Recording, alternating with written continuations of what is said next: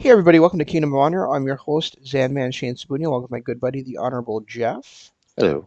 And we're here to talk about pro wrestling this past week, which there wasn't a lot going on, but we had Dynamite, we had NXT. Jeff, did you get a chance to watch the ROH 500 episode? I did. I watched the first match. I didn't get the second one. I also watched last week's Impact. Okay. Um, so because we're getting ready for this big pay-per-view. Um, yeah. I don't. I Jonathan Gresham versus. I'm actually kind of glad we're starting here because this was something I wanted to talk about anyway. Because Ryan had mentioned something about my disgust for Tennille Dashwood. Every time you mention her name, I just go ugh. Yeah. And I don't even realize I do it. So that's the funniest part. But we were. I thought that was a really good match. Um, I did not see the Briscoes yet. I plan on watching that later today. hmm But as far as Gresham and Lethal went, it was pretty good. It was, and it was like, and I like how they're kind of like, as Gresham progresses in his title reign, how it's getting harder and harder for him to get victories. Like, Right. like his last few defenses, he's gotten down to no rope breaks left, and had to pull out and then he either pulls it out by getting a referee stoppage or getting a trap pin on his opponent, and like Ian said on in that match, he's won all these pure tournament matches, and I mean I should say all these pure division matches, including the tournament and his championship defenses and the tag team match, and he is undefeated in them, and yet he has never gotten the victory the same way twice. Yeah, that is interesting. That is interesting. Seeing that, and I I like him so much better now than I did before, and I think a lot of it was that 15-minute classic he put on with ZSJ, where it started to turn my life around on him. Right. But I like this whole foundation gimmick. I like what's going on there. Um, but that is where I kind of wanted to bring up Tennille Dashwood and my disgust for her, and it's not so much disgust for her as it is for Ring of Honor mishandling things. When she Oh, started, I've never been able to stand her even when she was Emma. I didn't get the I appeal. didn't like the dancing gimmick. That was terrible. But as far as like my reason for ugging every time I hear her is because Ring of Honor started this whole foundation thing, what, 2 years ago with Lifeblood. And the three members of Lifeblood that were actually, founding members, Tennille Dashwood, Juice Robinson, and David Finlay. David Finlay and Juice Robinson never wrestled a match under the Lifeblood gimmick. They wrestled that one pay-per-view match, which formed Lifeblood, and then they went away. Tennille Dashwood came out and cut a couple promos, and then she went away. And then it was left for Bandito, Haskins, and Tracy Williams to carry the burden. Well, Haskins had a couple of decent matches, but COVID kept him from being around. And Bandito just, for some reason, decided to leave and become a part of some trio stable. Next of Bloods. Yeah. So I don't know if my anger is against those three for never being a real part of it, or if my anger is against Ring of Honor for starting something that they could not finish. Yeah, Maybe have long term something. Maybe have these guys under contract before you start this big promotion.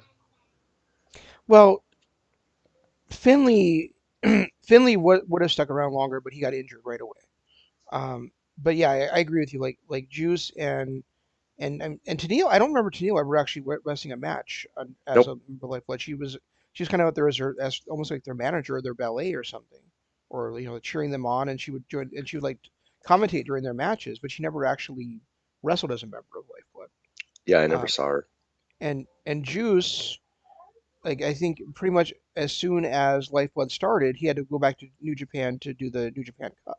So it was, and then he like pretty much stayed over there. So yeah, I mean, I totally agree with you on that. I don't know that I would hold it against Tennille though. I mean, um, I don't know what happened with her in Ring of Honor because it did seem like she was going to be a member of their roster, and then she never really. was there much. No, I And mean then she was gone in a and then hiccup. she joined Impact, and she might have appeared for NWA if I'm not mistaken too. But If she did, I don't remember. well, did But you? I mean, By the way, did you see that they have another pay-per-view coming up next month too, or in June? Impact or In June, NWA, NWA, yeah. I didn't even know they were still wrestling, to be honest with you. Well, they had a pay-per-view last earlier this month, and now they've got a pay-per-view scheduled for June. And I don't get them. It's like why would people pay to see this promotion? I don't understand. To be in straight up honesty, ever since COVID hit, I didn't even know that they were still a thing. Because you see their wrestlers appearing everywhere else. Ricky Starks is now in AEW. James Storm is back in Impact. Eli Drake is, well, now in NXT. Right. So I didn't even realize that Cole Cabana is in AEW. I didn't even realize that they were still a promotion, to be honest with you. Except for Yeah. the fact that occasionally we see their women's title holder on AEW every now and then. Right. Like the main event of their pay-per-view this month was with Nick Aldis defending his World's Heavyweight Championship, which I can't even believe they still call it that, against Aaron Stevens. So Yeah, I had no clue.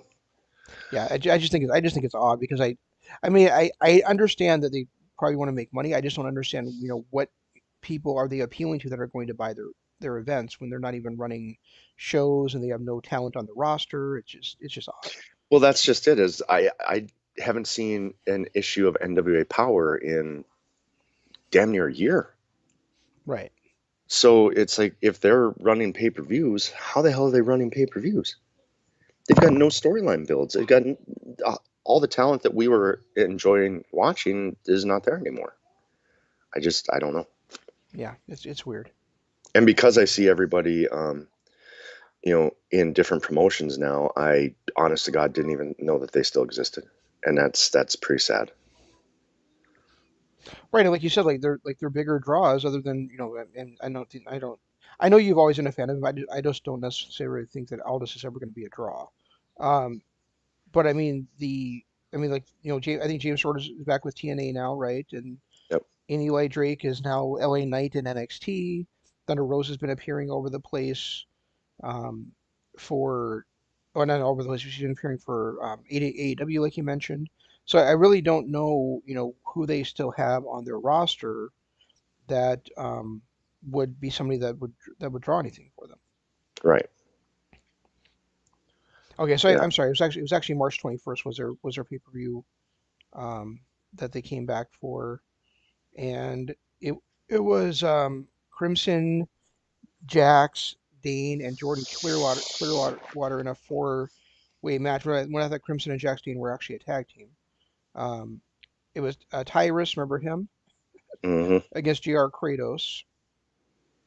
Elijah Burke versus Tom Latimer. Wow, Elijah Burke. Yeah, I thought he I had to thought be. he, I thought he retired due to back injury. yeah, I thought he couldn't wrestle anymore. I thought Cam- that's why he was a commentator forever. Camille defeated Thunder Rosa in a number one contenders match for the NWA World Women's Championship. Trevor Murdoch defeated Chris Adonis to hold on to his NWA National Championship, and then Nick Aldis defeated Aaron Stevens to retain the NWA World's Heavyweight Championship. Hmm. So basically, Trevor Murdoch versus Chris Masters, right? Yeah, I forgot Trevor Murdoch was there. I forgot Chris Masters was still wrestling I forgot Trevor Murdoch As was, to Chris be honest with Adonis. you. Yeah, I mean, I last time I remember watching, I guess he did come out and put on a halfway decent match, and they were all um, bragging about how great he was, but I didn't know that he was wrestling again. yeah. So that was their pay-per-view card. I can't imagine more than 10 people bought I can't imagine that not being an NWA Power. that. I, I don't know. But So yeah. And then, like I said, I watched Impact this week, and some of it I enjoyed. Um, they I had to actually Google as to why. Uh, I can't, not Matt Cardona, the other one. Brian Myers is wearing an eye patch. Um, because that kind of seemed a little odd to me. But I kind of like the way they're building. Was he saying Arg a lot? No, but I guess Eddie Edwards tried to blind him. Oh, because Sammy Callahan did it to him, so he's got to do it to somebody else. Um, but they're building some pretty decent stories between Trey and uh, Sammy Callahan. I like the match between Cardona and Callahan. I kind of like the way that they're kind of building this Brian Myers Matt Cardona feud. I love Matt Stryker and D'Lo Brown on commentary. oh, really? I love that dynamic of those two. Cool. Um, I don't think Kiera Hogan and whoever her tag partner is should ever speak, ever. Um, Jazz's whole retirement thing was a little bit odd, but I do like the fact that even though she was given a title opportunity, she was like, "No, I just announced my retirement. I'm done," Yeah. and didn't I say, "Oh, I'll wrestle one more time," like so many wrestlers do. Yeah, I'm still planning on buying tonight's pay-per-view, but I didn't watch any of the Impact setting it up. I'm sure they'll have video packages showing what happened. Oh, of course they will. So I wasn't really that concerned about it. Yeah, and I don't know when I'm going to watch that. I'll try and get that in before next week, but Yeah, you will. um, it's I'm actually looking over that card. I kind of like the way that they built things, and I like the fact that they weren't really relying on people that don't really matter. Like like that whole Johnny Swinger thing forever. I'm glad that they just there wasn't any nonsense interview in the back like there was even a year ago, where they would just have a bunch of really awkward videos in the back that weren't leading anywhere, but it was a storyline that they had to have some mid-carders involved in. Yeah, and you don't you miss seeing Katie what's her face jiggle her tits around all the time? Well, yeah, but I mean, it was still unnecessary. It was so stupid, is what it was. Yeah, um, but yeah, I mean, Impact wasn't it's horrible, but it I and, wasn't. and I do feel like a bit of hypocrite. I feel like a year ago I'm never going to give them another dime of my money, but then I watch I see this card and I'm like I gotta see that card. I think we were kind of on that as soon as Sammy lost. Yeah, pretty much. As soon as Sammy lost to I can't Tessa Blanchard, that's kind of where we were at. But I mean, I It's remember amazing. It's saying, amazing how she was like the hottest thing in wrestling, like 2 years ago, and now like you had to think what her name was. yeah, I mean, she's not even an afterthought in any promotion. Hasn't been employed anywhere since what, January, I think is when they fired her, when she refused to send in those promos. I think January was the last match, but I think it was like March or April of last year. Anyway, it's been close. It's been a year or more. Anyway, Yeah, I guess it hasn't. She and, hasn't even been a and hiccup with anybody. yeah, I mean, I don't know if she wrestled for AAA or anything like that, but she definitely has not been front and center with the U.S. promotion. Well, and I mean, people are blaming it on her. Oh, she's an in-ring bully. That I think gets blown out of proportion. But the reason I would never hire her is because she's your world champion and she's refusing to cut promos for you Yep, to progress her storylines. That's the reason why she should never be hired again. yep. She refused because of promo. She refused to wrestle the match, to defend the championship. She refused to even leave Mexico with her, fiance, husband, whatever the fuck he is. I mean, I got it when COVID was a huge, huge thing and they were, closing borders and everything. I understood her not wrestling, but to not send in a promo, Hmm. that's especially with today's technology, she could have gotten on a Zoom call and cut her promo. Yeah, she definitely could have. That's the part there. It's like I get the closed borders and not wrestling and all that stuff, but once the second that she refused to do her job, that was when it was like I hope nobody ever hires her again, no matter how talented she is. I'm trying to remember. Is Moose on this card tonight? I don't remember. I believe if he's not, it's a shame. Yeah, so because I'm trying to remember. I remember mentioning him last week. Right, so here But it is. Fight.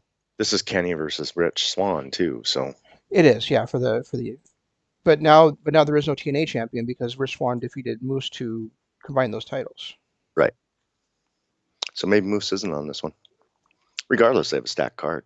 No, they do. I just was wondering, how, because I mean, you and I like talked about like a year ago that Moose really should be their champion. Right. So And he's probably the best heel in the company, and I mean he's taken that over from Sammy. right. But Sammy kind of once OVE was dead. Sammy just kind of was. Once they fired OVE, and Sammy had nobody to kind of push around with the mini Sammy. I guess he's kind of been directionless as far as I can tell. Will you tell Arlo to stop growling? That's funny. Well, he's not listed on the card, so unless he's part of Violent by Design, he's not on the show tonight. No, he's not. Violent Okay. by Design is Rhino, Eric Young, and two other people that I can't think of off the top of my head, but it's not Moose. Okay. I didn't know who they were. So, yeah. It still was like a great card, though, like you said, and I'm really looking forward to seeing Josh Alexander in a Explosion Championship match. Yeah, and I'm still looking forward to that Cardona Brian Myers match. I know you are. It'll be good. I kind of wish they'd made him a tag team again instead, but I don't. I like a feud between the two of them. Yeah. It's going to be interesting. And it's nice having Brian Myers actually being treated with some respect because he was the hottest thing on the indies after they fired him. And then they brought him back and made him a joke that couldn't win a match on, it was losing. I think he went on like 100-match losing streak or something like that. Mm-hmm. And there was no payoff. He just got fired. Right. And when he left WWE the first time, he literally was one of the hotter things on the indies. I didn't know that. Oh, yeah, I remember that now. I just mentioned that. Yeah, he was. So it's a shame the way he's always been disrespected by that company. Yeah, I'm looking forward to the show tonight. So, I did get a chance to watch Dynamite this week. I thought it was a pretty good show. Yeah, I enjoyed it. Matt, MJF actually showing some. I was a little. MJF actually showed some passion for the first time ever in a promo. So it was a little off-putting to hear Jericho come out and say, "Yeah, we heard your promo, but one thing about you is you never show any passion. It sounds like you're just reading off a script." And it was like, "Wait a minute, Jericho, are you sure you just saw the promo? Because that's the most passionate I've ever seen MJF." Right. Yeah, I don't know. And Uh, then the other thing that Jericho said that was like made me go kind of take a step back was, "You never let anybody else in your stable talk." It's like, dude, you've done that for years. This is in fact, even the last 3 promos that you cut as the new face Inner Circle, you were the only one that talked. This is the first time anybody else in your stable has talked. Other than whispering in his ear the name of the Pinnacle. Right. So there were those two things about his promo were like, okay, yeah, okay. But other than that, I like the way that that's heating up. I like the way that's becoming personal between Jericho and MJF. I really do like the genuine smile on his face when the crowd is cheering for him and singing along with Judas. Now before it was kind of like a smirk, and now it's just like in a genuine like smile, like, hey, you guys really do like me still, and Yeah, I do enjoy that aspect of his current character. yeah, and I think it's well deserved. I mean, this is probably his final run as a actual in-ring performer, so I'm happy to see him enjoying it the way he is. Yeah, me too. And, Um, and did I hear right? Did they say that the one Gus match was going to be a one match show that night? yeah, I heard that too, and I'm like, that you're gonna have a 2-hour match? Yeah, that's what I was wondering too. Like, are you gonna have or are they gonna be like promos built around it? I mean, because I can't imagine the match is gonna last 2 hours. Can you? I can't imagine a match of that brutality going more than 30 minutes. Yeah, it's I crazy. mean, even a War Games match with the stipulation where the match doesn't actually start until, 25 minutes in doesn't go an hour. Yeah, but then the war games we've seen on NXT have gone like 45 minutes to an hour. Yeah, but not 2 hours. No, that's a crazy thing. What are they gonna be doing for the first for the rest of the show is what I'm kind of wondering. I'm wondering if it's just going to be like 45 minutes, half hour, 45 minutes of build up for the actual match and then introductions and everything. So we'll actually get about an hour long match. Yeah, definitely could be. And then promos from other people, maybe like, who do you think is gonna win this one, or that kind of But yeah, thing. when I heard that, I'm like, God, I hope this isn't a 2-hour match. Yeah, I me too. they would literally somebody would bleed out because MJF is going to get cut like within the first 3 minutes of the match, Right. and if he's going to bleed for 2 hours, he's going to bleed out. Yeah, that was a really weird thing that they said, I thought.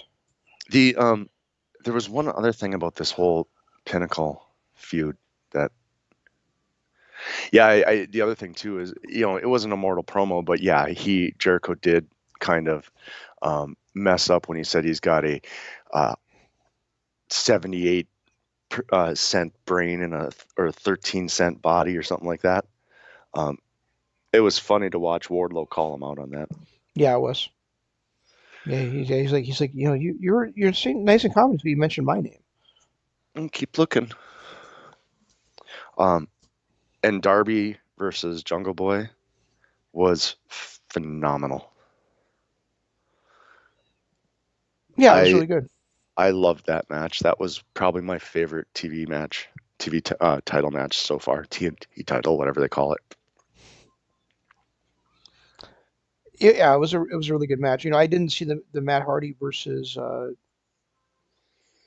Darby Allin match from 2 weeks ago because my that's where the TNT app would not let me get to that match. But Well, picture a street fight with 50-year-old Matt Hardy in it. That's not cinematic. so it wasn't as phenomenal as I said it was. No, it was good. It was really good, but I thought Jungle Boy versus Darby Allin was better.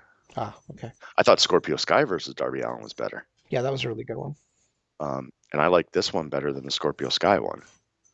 So I mean that's kind of where, and I like that Jungle Boy is becoming more and more of a, like, there was a moment at the end before Ethan Page and Scorpio Sky attacked Hmm. where I was looking at him going, I can see these two 10 years from now at a Rock versus Austin type level. Yeah, I think that's definitely what they're going for. I, I have a real because of my personal bias, I have a real issue with it. Just because to me, the best guy in that stable is not Jungle Boy right now. It's Luchasaurus. Luchasaurus, Right. and they're just not pushing him to the level that because I was there live at All Out. And I could and I was there part of the crowd that was reacting to Luchasaurus so strongly. And ever since his injury, it seems like they just kind of put him on the back burner and push Jungle Boy to the forefront of it, They which I put him on a get. I mean, I get that he's like a young guy and he's young and up and coming, but at the same time, Luchasaurus already has the goods now. So why aren't you pushing him now? You well, know? and Luchasaurus is still getting those reactions from the crowd. Even when he's just a second on the apron, he gets those reactions. And I like there was one moment where I think it was Tony said, Jungle Boy's got a dinosaur in his corner and Darby's got an icon. And Jim Ross goes, well, I would choose the icon every day of the week. It's like, serious? Over a dinosaur? Yeah, I know. I thought the same thing. You would choose 63-year-old Sting over a prime Luchasaurus? Really? In real life? Like, I get it, maybe Sting from 96, 95, but Sting from 2001, absolutely not. Yeah, I don't get that either. Yeah, not 2021 either. Oh, yeah. Yeah, I guess it is 2021, so he's even older. Yeah, you said 2001. But Although I do have to say that there are times this thing does bore me as much as 2001: A Space Odyssey, so I can see where you got that year from. although 2004 through 2010 Sting in TNA was fun to watch. The main event Mafia, his little Joker gimmick, I liked him around that time. Yeah, yeah. I mean, I guess I've never not liked Sting. It's just, but I do feel like you know, for Jim Ross to say he'd rather have, well, first of all, to say he'd rather have an icon than a dinosaur was just stupid because, Right. you know, It's a dinosaur. I mean, do I want Michael Jackson in my corner or a T Rex? Good point. But then when you actually like you look at those two guys, it's like, yeah, I would much rather have Luchasaurus than Sting. You know? Present day Luchasaurus over present day Sting. Yeah. I mean, if we were taking present day Luchasaurus and putting him up against, that 96, 97 Sting, I would rather have Sting then. Right. Well, Exactly. keep looking. I Um, mean that's like saying like right now, would I rather have Roman Reigns in my corner or Steve Austin?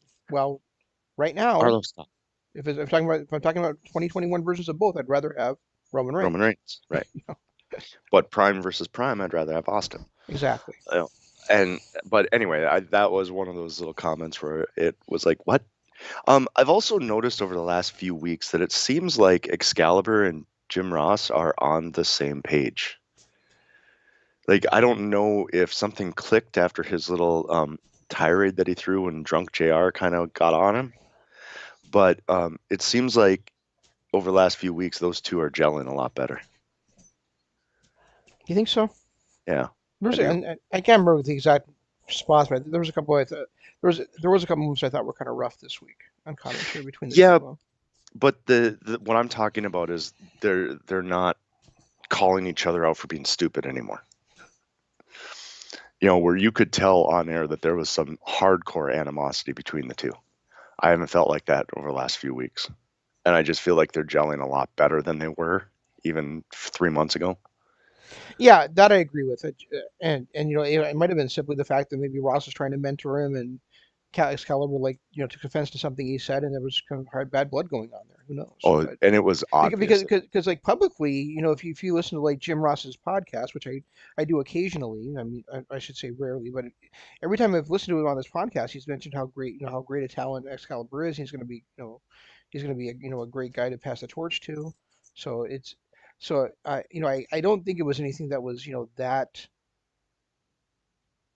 I mean, if there was a personal animosity between the two of them, he was not letting it affect him promoting him for the future. He was not So he was not letting it affect him when they weren't in the same room together. yeah, that's kind of that could be it too. Yeah. When they were in the same room, I mean, there was clearly tension to the point where there were things that JR said where you just went, "Oh," and vice versa. I mean, Excalibur took a few digs at him too, but you could tell that they were not liking each other there for a while. Yeah.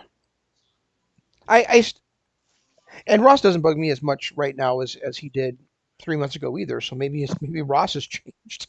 Yeah, that's a I, possibility I too. still I still cringe every time he says Jungle Boy Jack Perry though. I did notice he did that quite a bit, but he also there were a few times because before it was like every time he said Jungle Boy Jack had to be right after it, and there were a Hmm. few times during this match where he just called him Jungle Boy. And Yeah. maybe it's because I expect him to say, and I start to cringe every time he does it. But then when I didn't hear Jack Perry, I'm like, oh, hey, Yeah. maybe he's getting it. Um, and the whole elite spot, I don't get it. Like, okay, great. Yeah, they had their private trailer. They're talking about killing the business, blah, blah, blah. And then the horn starts honking, which was borderline annoying. But then all of a sudden we see, they're in this with cameraman, not just the elite. There's Don Callis, there's cameraman in there. And the trailer gets hit by the truck, Hmm. flung into the side of the building. They run around to a closed door and nobody's in there, not even the cameraman. I don't get it either. It's like, what the fuck happened? Do they have a trap door at the bottom of it and they're hiding underneath it? What happened? We'll see what they did off camera. As they said, Scotty, five to beam down. Oh, okay, that's what it was. But that was just one of those moments where I was like, "What?" But I did like the between Moxley and Eddie, where he's like, "Why do you always got to steal people's shoes?" That made me laugh. I thought it was great. He's like, why don't you wait till I get out the way? And Moxley's like, well, you should have gotten the way faster. He's like, I was trying to. I thought that was the greatest. I don't know if that was scripted or that was just like I had lived. Those two, I thought it was fantastic. yeah, I thought that was the next thing I was going to mention too. Is I thought that was funny, but when he jumped on him about stealing shoes, I just started laughing. Why do you always got to steal everybody's shoes? That made me laugh. I really do enjoy their dynamic together. I just don't understand why they keep on pushing this Moxley Omega thing. It's been going on since December now. Yeah, It's a uh, and yeah, we wanted longer storylines, but it really feels like this should have been resolved by now. especially considering Omega beat him twice. Right. It's like I kind of it was kind of a little bit fresher because when Moxley was swinging his bat, he wasn't talking about Omega, he was talking about the Bucks. So, it almost felt more like the feud was against the Elite, but also against the Bucks because they kicked him in the face. And if that's what we're going for Double or Nothing, I'm down with it.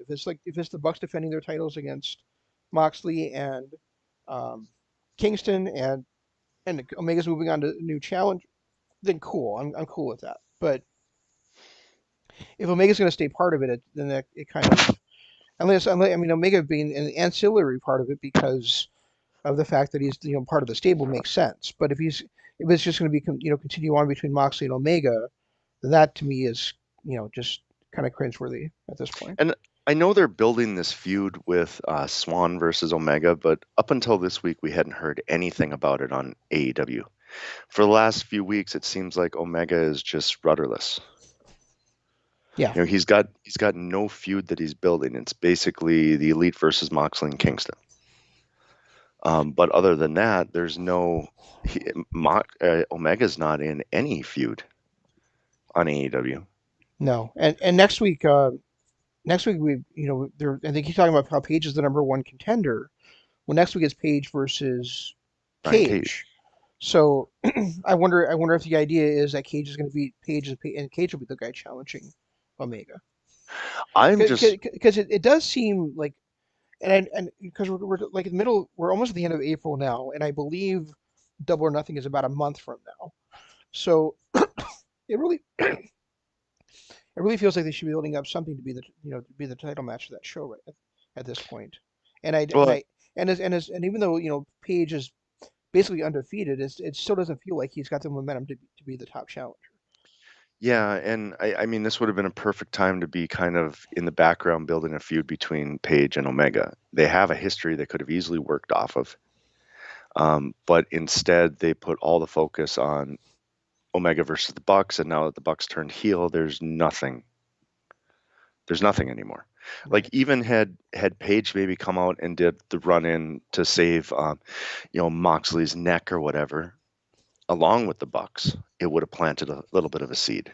Right. But they've just all of a sudden, like I said, it was just weird that all of a sudden Page is the number one contender, which makes sense on paper because he is undefeated and he's beat some top notch people.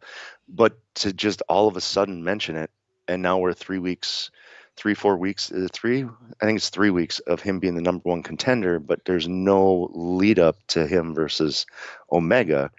He just literally avoided the question he was asked of it when the question was asked, Right. and there's been no more lead up. There's been no callbacks to him and Omega being former tag team partners and champions. There's been nothing. It's just kind of Page doing his own thing, defending the number one championship while Omega is off on the side. Right. And I thought he was still involved in the Matt Hardy thing because the Matt Hardy's stable is against the Dark Order and Page is affiliated with the Dark Order, even though he's not necessarily a member. Um, and yet we've got now he's getting involved with Taz's team as well. It's really odd what they're doing with him. And I this, I do I mean I do like the idea because we talked about this last week how he really needs to have like a big blood feud against somebody like Samoa Joe or Lance Archer. Well, Brian Cage fits that role too. right. So I mean, if he gets beat down by Monster Brian Cage and he has to have like a big battle against him to come out on top, then that will give him that momentum, but not in time for Double or Nothing because Double or Nothing is on May 29th. And Cage has been teasing a face turn for the last few weeks, Yeah, he has.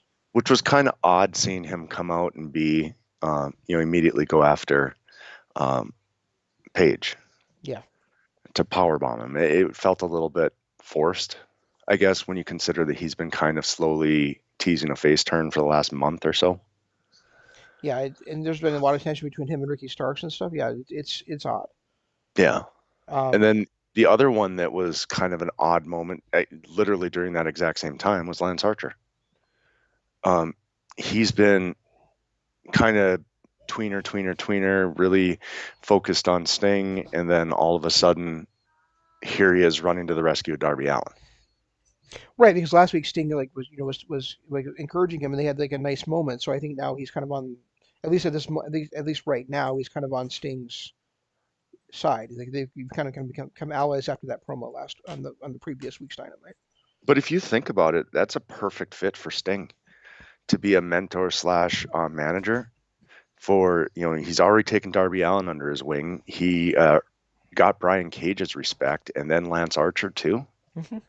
That would be a nice little stable for him to put together that would put these guys in a different light, give Archer and Cage maybe a little more, A little more something to do and have them kind of be mentored by Sting. I think that would be a good way to use all four of those guys. Yeah, I think a fun thing that could happen in this coming Dynamite would be they've already got Page versus Cage scheduled, right? So for Hmm. Page to say, well, why don't you put up that FTW championship against me? Right, And then Ricky Starks like, yeah, you should Cage, and then Ricky Starks costs Cage the championship, and then that kind of cement Cage leaving Team Taz and set up, Cage versus Starks for Double or Nothing. right. And then that's where you could bring the Sting involvement because this whole started with him showing respect to Sting. Right, exactly. So then you got like Taz in the corner of Starks and Sting in the corner of Cage for Right. that Double or Nothing match. Yeah, and I think that would be really well done. Um, and then there was one other thing on Dynamite. Oh, the managerial search for Jade Cargill. Yeah, that was Did stupid. you? And then of I course they still only can't had two stand that chick. managers. And then of course they only had two Yeah. managers actually saying, "Oh, I would love to have her. Money, money, money." It's like what? It reminded me.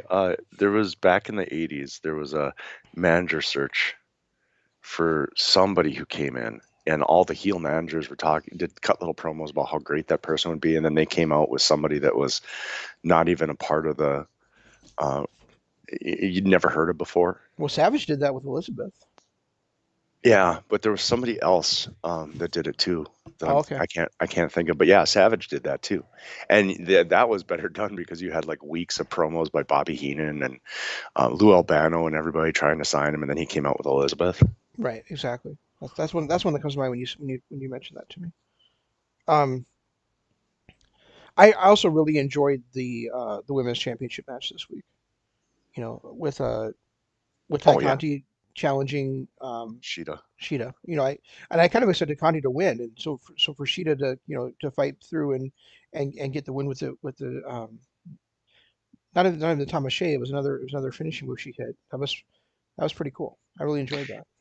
And I don't hear Ty Conti talk enough, but every time she does, it's like, oh, that's right, you are from Brazil. Yeah, I really liked Sheeta's promo too, where she's like, you're a good wrestler. You're great. You're funny. You're pretty, and you're going to be champion. Just not tonight. Yeah, yeah, I like that too. I really enjoyed that promo. Yeah, that was a really well done promo. I thought AEW was strong this week. I really did. I like there were certain things, but it didn't feel like it's been feeling, since AEW's inception. It felt like an actual Dynamite, not a pay-per-view. Yeah, it did, and yeah, I really did enjoy this show this week. I did not really feel like there was a weak part in this show. No. No, and there wasn't anything where they were, and maybe it's because they didn't have the pay-per-view quality match. I mean, you could argue that Jungle Boy versus Darby Allin was, but it was more of a TV match. It was what they should be having every week with Darby Allin defending the championship, which we said Cody was supposed to do and never did, even though he came out and proclaimed that he was going to defend it on every single Dynamite and then didn't. I was really hoping that Austin and Colton would turn on Billy. That would have been great. Yeah, I guess I could see that, but I can't see them turning on their own father. Why Charlotte did? Good point. Um, but how about that Anthony Agogo? Holy crap! Or who is that? Not Anthony Agogo, the big beast looking guy. Yeah, I don't know his name, but yeah, that was awesome. Where he got hit with the chair and he just kept going. He got hit with a wooden chair that shattered, Right.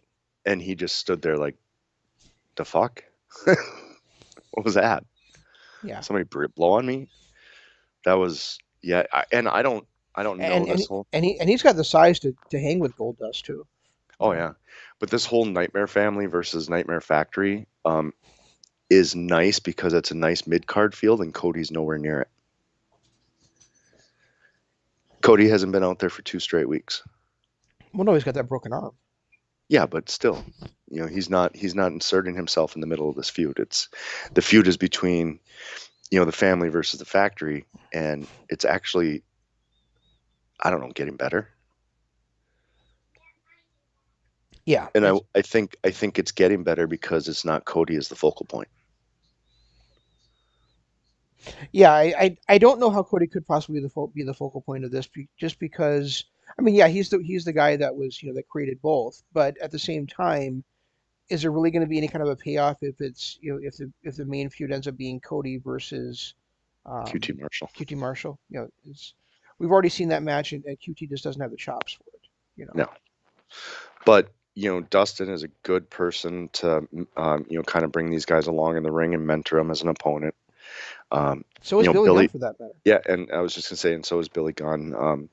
And I think all of the guys, including QT Marshall, can actually learn from those two Yeah, I totally agree. and make themselves stronger. And I think that the work that they've done so far with in the last couple of weeks since the turn has been actually really well done. Yeah, I totally agree. I do like all three of those. Well, I mean the two I guess we haven't really seen that third guy yet, but I mean what we've seen so far from this Nightmare Factory, I've really enjoyed. Yeah. Yeah, Yeah. And I know they've had a lot of matches on Dark and things like that. I just don't watch Dark. I just got Um, the time. yeah. Right. Especially with everything else. But anyway, moving Probably the same people about the NWA pay-per-view. So yeah, I wrapped that up all, nicely. all three of them. I don't know. I look NWA. I enjoyed your product a year ago. I just, honest to God, and I feel bad for it. Didn't know that you guys were still wrestling. I I don't feel bad for it at all. honestly did not know. So, But I uh, mean, like Billy Corgan is just a general human, and I like Nick Aldis. I've always been a fan of his work. And I felt like they actually had some momentum there. I loved their studio feel and the old school '80s feel that they were bringing. I like some of the people in the ring, but I don't know. They just kind of fell off the radar, and when all their top talent, I start seeing other promotions. I honestly didn't even think they were still around. yeah. Um, as far as NXT this week, you said you had something to say about Kyle O'Reilly. What I'd like to see about him before you move on is, I love the guy, but I'm not sure that he's really embraced this new character of his yet. There you go. This new coat of paint that he's got going on. I can see where they're going with it, but he doesn't look like he's comfortable in that skin yet. Yeah, and I mean, I was gonna say that I think he looks like a star, especially when he's in the ring. Hmm.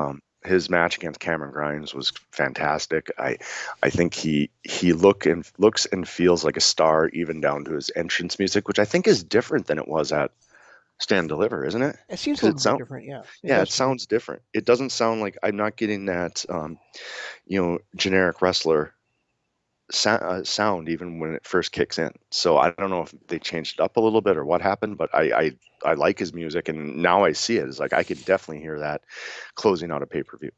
Right. His in ring work is still some of the best. I love the way he is kind of like, and I can't really say a clone of CM Punk, but they're very similar, where they mix a lot of MMA into their matches to give it more of a real fight feel. See, and I can Uh, see, and I can see it in a lot of stuff he does. Also, his mentor, in there in Davey Richards. yep. There's a lot of that too. It's a lot of like combining MMA moves and making it a real fight feel. The thing that I don't like is, okay, if he can come out, he can do his 90s Hogan impression with the air guitar and this big smile and all that crap and everything. But when he got in the ring and started spitting out corny comedy lines, I was just like, okay, I can't do this. I'm sorry, Kyle. I love you to death, but I can't do this. Yeah, Because I mean, the whole, and it was fine. It was fine. And then he goes, can somebody turn up the lights? Oh, wait. Ah, ha, ha, ha. I got my sunglasses on. And then that whole thing with Cameron Grimes, where he's like, "Oh no, I'm not going to fight you. You and I are partners now. But let me put my sunglasses on." And then, "Oh yeah, now I see you as my." The corny comedy lines really bugged me. I agree with you. Something I did actually like that part at the end where he's like, "Oh wait, it is you," and then he punched. That I thought was funny. But yeah, It, this cornice of the beginning, I did not like. yeah, I mean, I don't know. I do I can see where they're going with it, and I think it's going to be fine. I just think that he's got to live in the character a little bit more. He's got to embrace it a little bit and stay away from the corny. Oh, I can't see because my sunglasses are on lines. Right. That promo was really good. I could have bought into the promo, but those little corny lines kind of took me out a little bit. Yeah, And exactly. Cameron Grimes, I love Cameron Grimes. I absolutely love him. I love his character. I think he's incredibly talented in the ring. These two had great chemistry. Yeah, they did. That main event match was really well done. I enjoyed. I enjoy what they're doing with Kyle O'Reilly. I think a feud with Kyle O'Reilly is going to elevate both him and Cameron Grimes um, into that upper level where I think they both deserve to be. I'm not sure it's going to be a feud. I mean, he already beat him cleanly in I know, in but one match. you know how Cameron's kind of putting his nose into everything, trying to make a buck. Yeah, I'm not sold on the idea as much as I love both guys. I'm not sold on the idea of O'Reilly being the first challenger for Cross, though. No, I You know, don't. I don't like that because I feel like it's too soon. I mean, we know Cross is going to drop the title anytime this soon, and I'd like Kyle to have a bit more build up before it happens. I and we it's not done between him and O'Reilly or between him and Cole, no matter what he says. You know, No, because they were arguing when they were both on stretchers. right? And Cole said he was dead. I mean, so I don't know where they could possibly bring the feud at this point. Maybe it'll be the first ever Hell in a Cell inside NXT, but but their feud isn't over with yet, and I would really like to see him have a feud against somebody else as well, kind of as a spacer, like maybe against Cole, and then maybe against L.A. Knight would be good, something like that, and then before and then maybe finally overcoming Finn Balor before getting that title shot Oh, I think Cross. he needs to beat Finn Balor before he can challenge Yeah, Cross I agree. That's what I'm saying. because he. But I think that's what the path I'd like to see is somebody against somebody else like either Gargano for non-title or L.A. Knight, maybe Velveteen Dream if he ever returns. Something like somebody in that on that level before he faces Balor again and then eventually beats or faces off against Cross. You I know, was a little bit disappointed not to see the way this week. they were on there this week, Were they? weren't they? I don't. Yeah, there was that whole comedy thing about Oh yeah. what's Okay. about what's Yeah, her you're tits right. trying to get in the pants of um Loomis. Dexter Loomis. Yeah, I blocked it out because it's Dexter Loomis. I just called indie wrestling. What's her tits? I blocked it out because it was Dexter Loomis. So you're right. There was that whole thing. One thing that we didn't bring up on AEW that it just kind of dawned on me was Rusev or Miro. I mean, um, I'm liking his promos, but I don't. Okay, Kip hasn't. I haven't heard from Kip now for another week, and then in the very next segment, they're like, "Hey, Kip's going to be here next week wrestling," or as as a second to Penelope Ford. Right. That was a little bit off, but I do like where they're going with Miro, and I hope that the payoff is worth it. Anyway, back to NXT. Yeah. Well, I mean, they've been building that kind of simmering bad feeling between them ever since the wedding. You know. Yeah, yeah, that's true. Yeah. What else on NXT this week? So we saw Kushida was challenged by Oni Oni Lorcan. Lorcan. That was a pretty good match too. Yeah, and I forget how good Oni Lorcan is in a single setting because he's been such a tag team guy. Yeah. Yeah, he's really good. I I I do not. I still, can't stand Legado del Fantasma. Ugh. No, no, and MSK coming out to rescue Kushida was another one of those what the fuck moments. They have no history together between MSK and Kushida. MSK doesn't have any history with Legado del Fantasma. Well, no, they were in that triple threat tag match. Right, but it didn't come down between the two of them. And that was more of a feud with GYV where these guys just got thrown in. Right. There was absolutely no reason for MSK to come running down. Oh well, they came running down to be the babyface good guys. Oh, okay, that's what it was. It kind of brought me back to the comment I made last week about how it didn't feel like the fans were really buying into them, so they're forcing them into a fan favorite, backing up a fan favorite. Could be, definitely could be. Yeah, it felt forced and weird to me. Yeah, and I didn't really like the Imperium stuff this week either. All it was beating down Everrise, who are nothing anyway, you know. Right. So I I I wish they were doing more with Imperium because I really like those guys, especially Marcel Bartel and shit, I can't remember his partner's name off the top of my head, but I really like that tag team, and I wish they were more prominent than just kind of appearing every week, you know. Yeah, I can see that.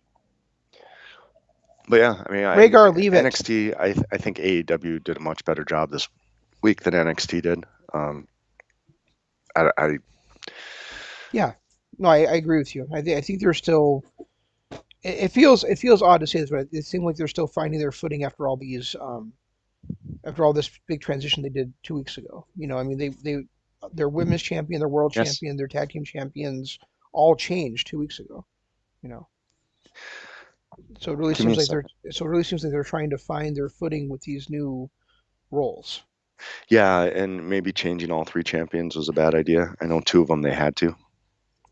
Well, I guess if you think about it, over the last 3 weeks, they've changed all four champions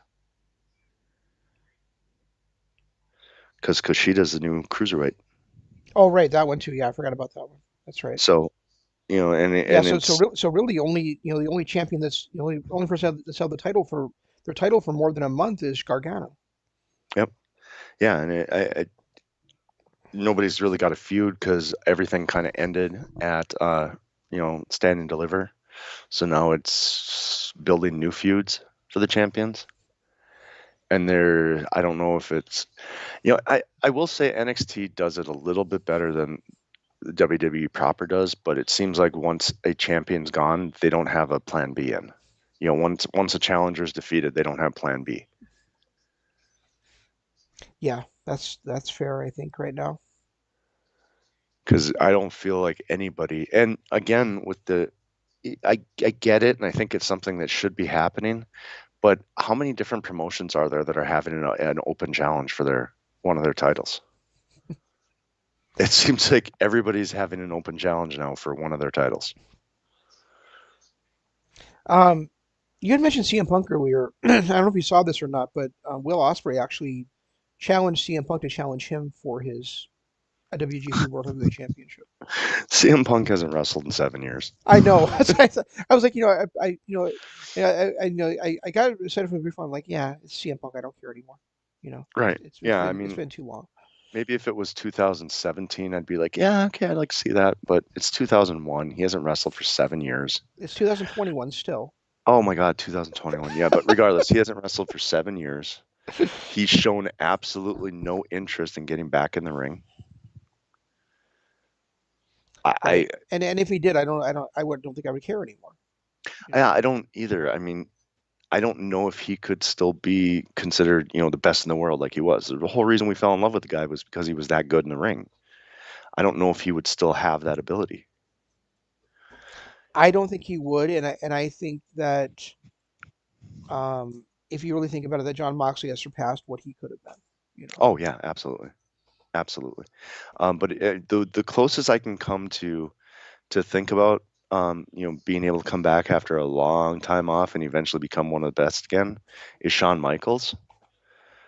But after his 5 years off, it still took him a couple of years to get his feet underneath him again. Yeah.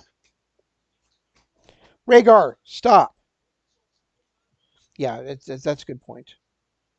You know, yeah, we saw Shawn Michaels come back after a 5 year layoff to be a top star, and Daniel Bryan after a 2 year layoff to be a top star. But adding those 2 years to memory years together and still coming back to be a top star, which does not seem. Well, I guess in Like, a sense, Brock Lesnar did it, right?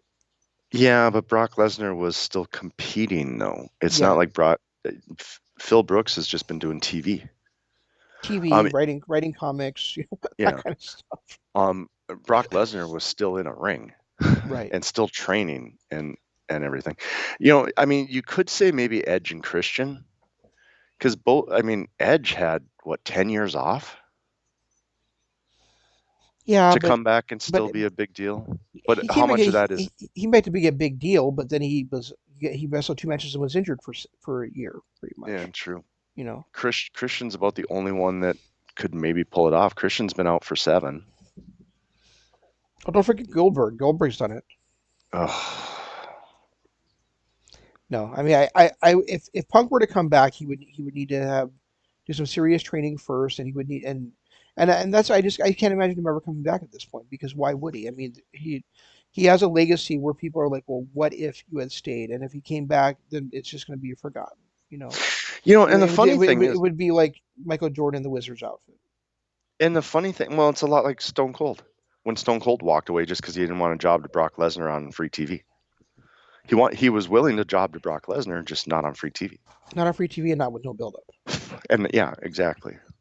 But I mean, that's a lot like CM Punk, where they just kind of walked when they were still kind of at their peak. But I mean, CM Punk's not a young guy anymore either. He's 42 years old.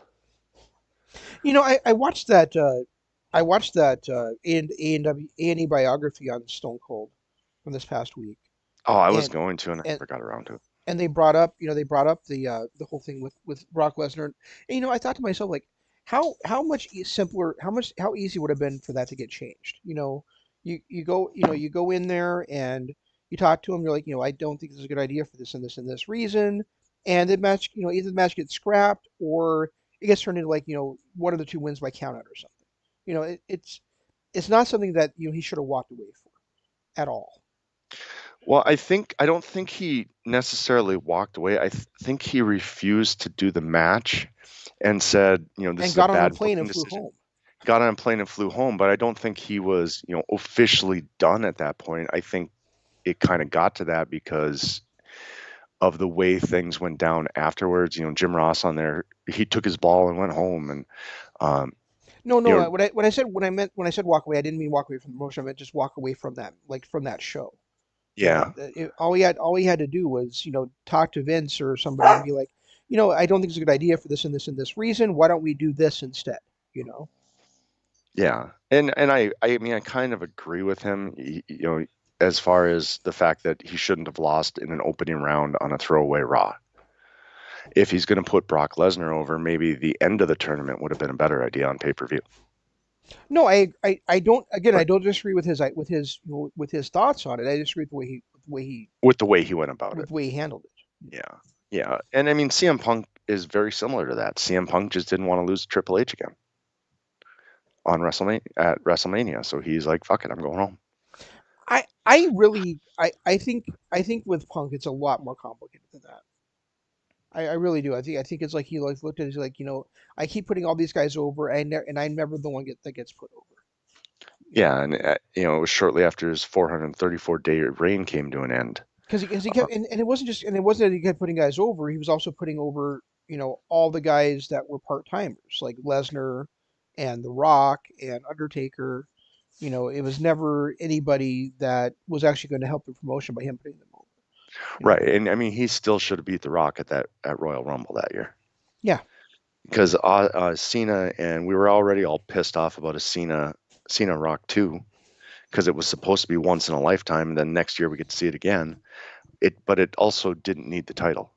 No, it didn't. Not at all. So CM Punk should have won that match. But you're right. I mean, that was kind of the downfall. That's what set it in motion. Is that you know he lost his match to The Rock, and then he goes on a year where, yeah, okay, he has the face turn. His match against Brock at SummerSlam was it SummerSlam? Yeah. That was amazing. And then he had his little, then he had that little bout where it was him kind of up against the Authority, but he was going to be the background guy against the Authority because um, they were given that spot to Daniel Bryan. And I think he just had enough of the politics at Yeah, that point. he did for sure. And he and actually Triple H have both said that he was not going to lose to Triple H at WrestleMania. That Triple H was going to that he was going to beat Triple H at WrestleMania. He just didn't want to face Triple H again. Yeah, And he actually his actual words to Triple H was, "You need to face me a lot more than I need to face you." So and he's not wrong. no, he's not. you know, I totally. I mean, I kind of agree. I think that. he handled it badly, but I also think Triple H handled it badly. Like, there's no way Triple H should have fired him on his wedding day. You No, know, no, and I mean, and when he was calling back saying, when he called them and said, okay, let's talk about what we can do for my return, and they're like, no, we'll fire you when you're getting married. That's fucking bullshit. So right. Yeah, and I mean, the way that it worked out, though, you can't ask for a better bookend storyline than what Daniel Bryan got because of it. Having since CM Punk wasn't there, Daniel Bryan got thrown into that opening match and then ended up winning the title later that night. and then getting concussed and being out of action for other than like 3 matches for the next 2 years. Yeah, true, but I mean, as far as the story went, that was the best payoff anyone could have asked for. I know it's kind of weird. Like if you think about like the two like two of the biggest like scandals, controversies, whatever you want to call them in the history of professional wrestling. Survivor Series '97, and when CM Punk walked away, it did result in like huge storyline moments and huge events. But it's still, it's kind of like crazy how everything worked out that way. Yeah, in '97, it created the greatest feud in the history of wrestling Right. with Vince versus Stone Cold, and then this one with CM Punk. Punk gave a great cap to a really good story and just a great moment in general for a guy who really deserved that great moment. Yep. Yep. WrestleMania 30 is considered, by a lot of people to be one of the best WrestleManias of all time. There's really only a couple of good matches. Well, I think So I think it's the Daniel Bryan story that pushes it into being one of the greatest of all time. it is. It's Daniel Bryan's story, and then it's also that's also where Undertaker's streak ended too. Oh, that's right. It did end on that match, on that one. Yeah. Yeah. So outside of three good matches, because it's basically two good stories. Right. Exactly. I still don't like the fact that Brock is the one who beat Taker, No, but that moment, is one of the things that make it such a great WrestleMania. You know. and then for him to lose 2 years later to Roman Reigns just made no sense either. I still will say one of the best promos I've ever done on a spur of the moment, and fuck the fans for doing this to him. But when after Roman beat Undertaker, came out and just stood there in the middle of the ring while they booed him for a minute and a half, and then just went, "It's my yard now," and walked out. Hmm. It's still one of the best promos ever. I am not just the way he stood there and took it. He didn't get all pissed off. He didn't start telling them to shut up or anything. He didn't walk out of the ring. He just stood there and took it. I to me, that's one of the better moments of wrestling. Well, that's kind of reminds me of Eddie's great promo where he didn't say a single fucking word.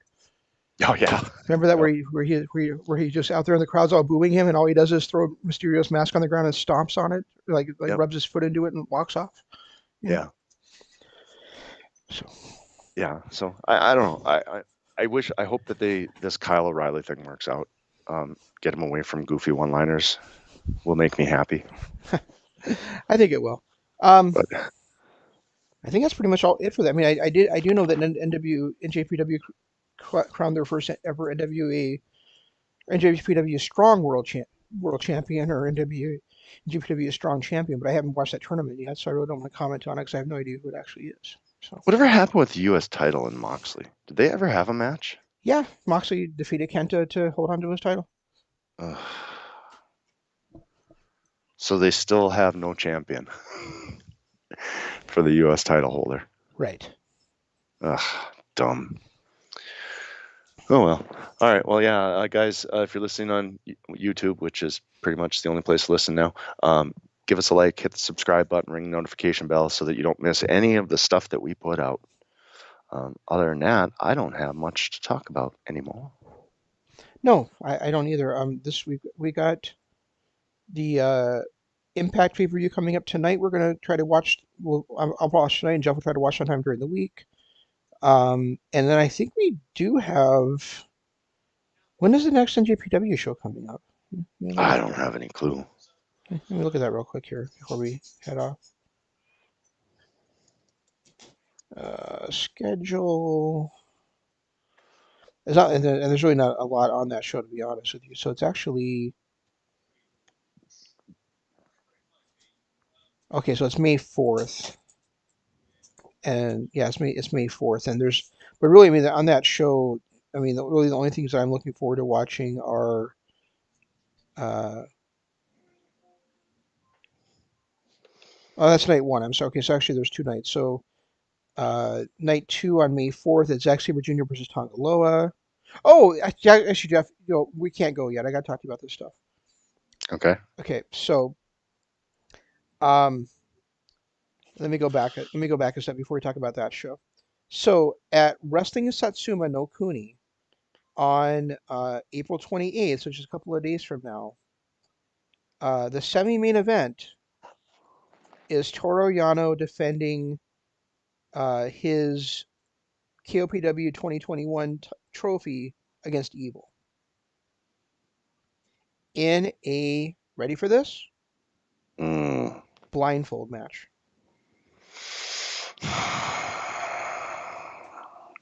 Okay.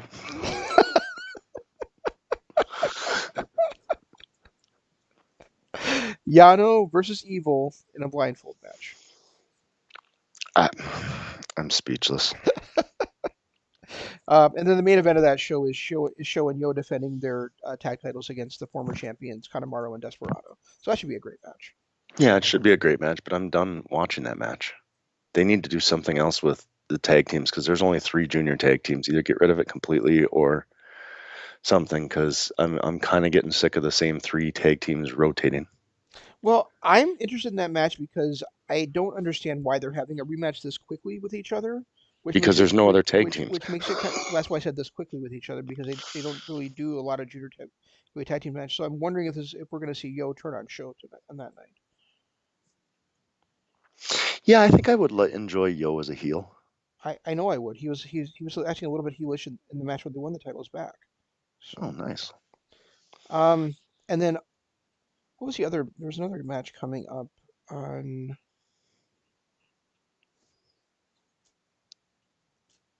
Oh, that's what it was. Okay, so then on Wrestling Nataku Night One, which is on May 3rd. May 3rd, the semi-main event of that show is Tai Chi versus Tama Tonga in a ladder match for the Iron Fingers. Dear sweet Jesus. What happened to NJPW? I don't know. It's like COVID fried all their brains. It's the best thing about NJPW is they didn't do gimmick matches. That was the best part of NJPW. Well, to my knowledge, the only ladder match they've ever had was in 2016 with Kenny Omega versus um, Michael Oh, Elgin, which was a fantastic match. right, But if I were but going to tell you that two guys on the roster for NJPW were going to be in a ladder match, you'd probably be like, okay, who was it going to be? And if I said Tai Chi versus Tama Tonga, you'd be like, what the fuck? Who did you just say? like Tama Tonga, I could possibly get if it was a tag team ladder match, Right, because we've seen a couple of those with him in Ring of Ring of Honor. Honor. But Tai Chi, anyway, Yeah, continue. I just can't imagine Tai Chi taking a bump off the ladder. It's so bizarre, you know. So that's May 3rd. And then also the main event of that show is Hiroshi Tanahashi defending. I'd like to be Hiroshi Hashi. I'd like to see him wrestle a few more matches, but Hiroshi Tanahashi defending the Never Openweight Championship against Jay White. So that should be a fun match. But like a year ago, if I told you that Tanahashi and White were fighting over the Never title, you'd say to me like, "What the fuck?" So Like I would love to have Jay White as a true never champion. yeah, But it's not a never championship anymore. I think Jay White as a Never champion would be a lot of fun because he'd be wrestling guys like Ishii and Goto and Suzuki and Shibata and kind of like trying to avoid all of their power offense and just kind of outsmarting them to hold on to his title. Yeah, that would be I think that'd be an amazing storyline. that would be a lot of fun. But what this never title has become, which is basically their new intercontinental title. Yeah, it's just kind of a mid card title now. Yeah. Okay, so night one, actually that wouldn't be a bad match. I would love to see um, Jay White win it, but who knows? And then night two, the semi main is El Desperado defending his junior heavyweight championship for the first time against Yo. and then Osprey is defending his World Heavyweight Championship against Shingo. So those should both be really good matches. Yeah, those should be. But and then look at that for 3 straight nights of crazy wrestling. We got first night of Duntaco on the 3rd, second on the 4th, and then May 5th we got the Blood and Guts match. That's right. It is May 5th, isn't it? Yeah. Yep. That's sensational. So that's gonna be a fun 3 nights of wrestling there.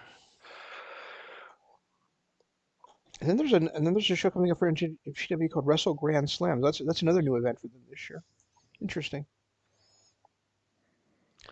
On May 15th, not even a week later. Well, night So 1 is May 15th, night 2 is May 29th. So, and then Dominion on May 29th. What the fuck? Dominion's in May this year? Okay, this is so night 1 of this No, Dominion's on wrestling. June 6th. Sorry, go ahead. Okay, so that's a misprint then. But still, back-to-back weeks of having shows.